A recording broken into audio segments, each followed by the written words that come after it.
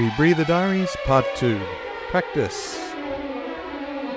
In a swimming pool somewhere in the metropolis of Manhattan, I found myself with 5 hours to spare in a 12-foot deep pool. The aim is to start to clean up the rigging and make some decisions about where to put the bailout bottles, and to swim around and reinforce some of that muscle memory that I began to develop during training.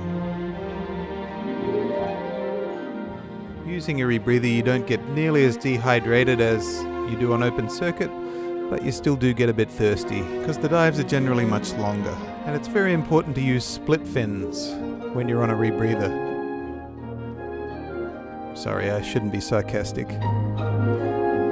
By the way, that little thing in front of my left eye is a dive computer. Top of the line dive computer with all the information I need to stay alive. And you can also watch movies on it during decompression. That's not true.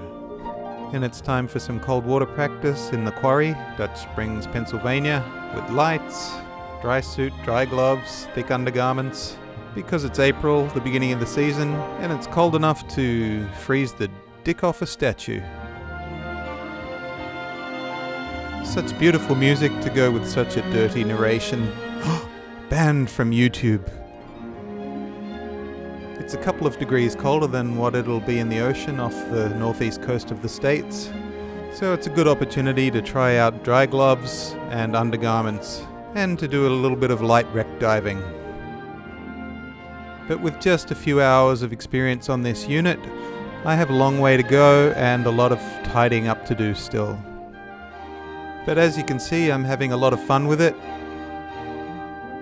and it's going to be a very useful tool for my work.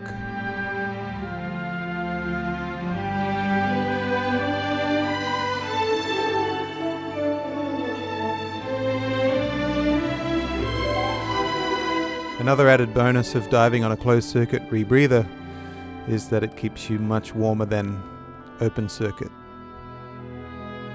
The next thing I'm going to do on this machine is about 30 hours in the warm oceans of Bonaire, and that's really going to cement the skills that I've just begun to develop. And these big fishies are the tarpon of Bonaire, and I'm going to be spending a little bit of time with them when I get there.